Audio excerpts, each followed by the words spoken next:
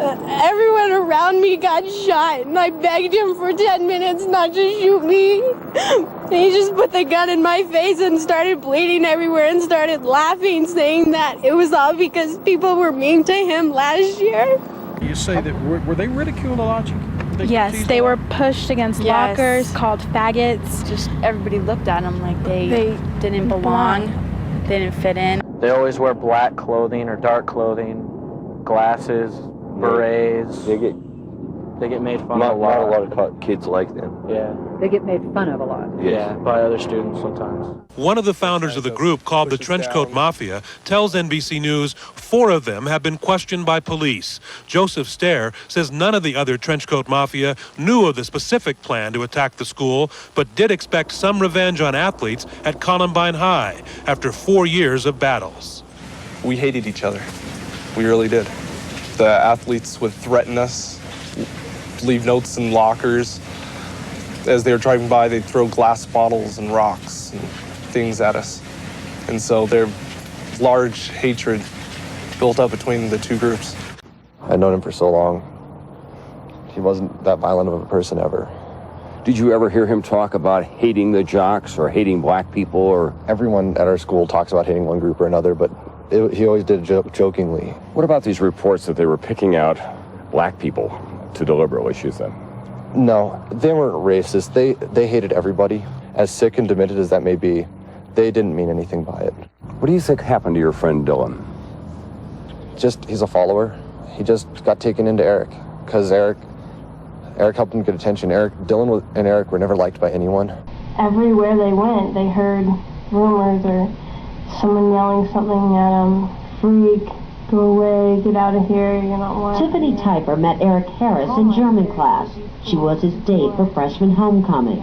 I think that they were ridiculed so much through their high school career. They were living up to their reputation of being freaks and goths. So Tiffany says the rejection sometimes tell when he was talking about, like in his eyes, he really hated those people. The full extent of the anger that overtook Eric and Dylan became apparent on Tuesday when students like Aaron Cohn, caught in the school library, say the two shooters specifically targeted athletes and minorities. Because they came in, they said, all jocks stand up, we're going to kill every single one of you. Oh, they really hated athletes because the athletes were the ones that made fun of them. They were the bottom 2 kids in the entire school, not just out of the senior class. The entire school, they were the 2 uncoolest kids. So they were the losers of the losers, is the way to put it. I was pushed against a locker one day by a football player at the school, and, because he saw me talking to Dylan, and he asked me, why are you talking to that faggot? You dyke? He was just throwing his weight around. He was just being a jerk. Eric and Dylan did get this every day, and we all knew it. And we all talked about it, and we laughed about it because that's all you can do. These images were shot 1 year before the massacre took place, and this time Dylan holds the camera. Eric has his back turned, and he's wearing a black t-shirt. They're walking through the halls, and you can see a wall of jocks coming at them. You get the hell out of the way. It's their hall, their world. And Eric and Dylan didn't get out of the way. And so you see the jocks lay their elbows right into Eric and almost knock the camera out of his hand, and you don't hear them bitching because they're so used to it. They don't go, what the hell was that? They go, uh-huh, and they just move on because it's so commonplace. So shooting the kids at Columbine apparently is easier than fitting it at the school. That's the biggest lesson to learn about Columbine.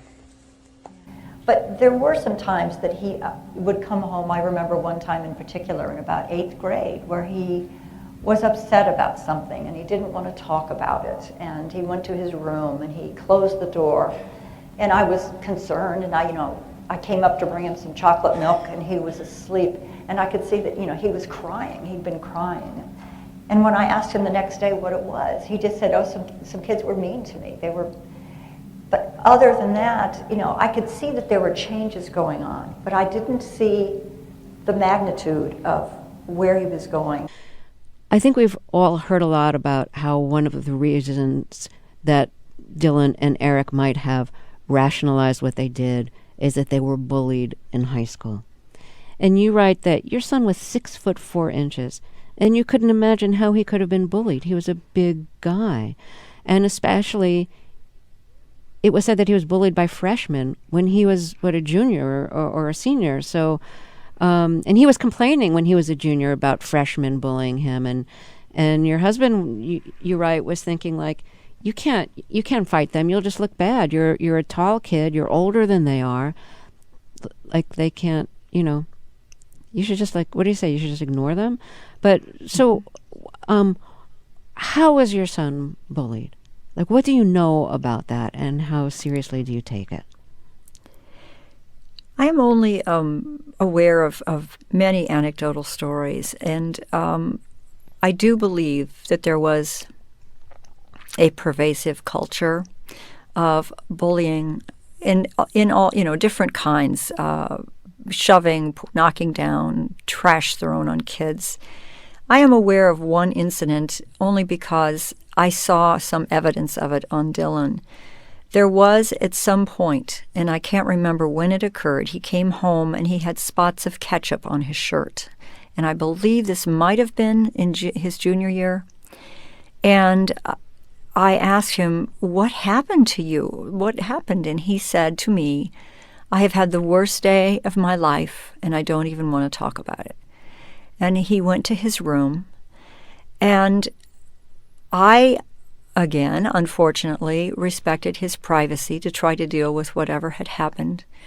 I had no inclination that what he had experienced was what apparently occurred was that he and Eric were surrounded by kids, and I had heard two different renditions. One was that they had been squirted with ketchup. I had also heard a version that said that tampons with ketchup on them had been thrown at the kids. They were being shoved around and humiliated in front of a group of people. None of Dylan's friends witnessed this, but there were enough witnesses that I believe that occurred, and I also saw the evidence on Dylan's clothing, so I believe that incident did occur. And if they did share this horrible humiliation together, I can understand how that could be considered a triggering event, which is one of the pieces that's needed for someone to feel that they are in some kind of a crisis. But as you point out in your book, the people that your son and Eric Harris killed were students who had nothing to do with the bullying. Right. And they showed no sympathy, no sympathy for students who were begging for their lives and hadn't done anything against your son. And I can only speculate about this. Very rarely are perpetrators in shootings like this targeting individuals. More often it is random. It is people who are targeted randomly. And I believe that Dylan had gotten to a point where he had more or less dehumanized the people as representational of the whole school. And I think at that moment they were sort of making it up as they went. The explosives were supposed to detonate. They had not.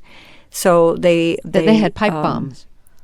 Yes, they had pipe bombs. Apparently, again, I don't know to what degree they had which explosives and where, but there were things that were supposed to have happened that did not. But and I think what they were doing was randomly shooting at that point. There was there was no plan at that point. They were just harming whoever was there. And one of the miracles about Columbine is that as many people as were killed, as tragic as it was, the real miracle is that more were not killed, that they wandered through the school after initially killing the individuals who were harmed and knew that people were there but didn't harm anyone else. And, that's always something that I found interesting, that, that they had, whatever this was that they were expressing came to an end, and then they took their own lives. As if Kechter's loss wasn't enough of a burden, the team also had to live with the painful suggestion that somehow the school's athletic culture was to blame for the massacre, that the so-called jocks spurned Eric Harris and Dylan Klebold and thus provoked their actions. It's like we gotta turn ourselves around even though we really didn't do anything in the first place. The blame goes with who pulls the triggers, and Eric and Dylan are you know, the two that ended up murdering these people. And so Columbine season is successfully underway. But none of these young men will ever forget that horrible April day because of who they lost and what they learned.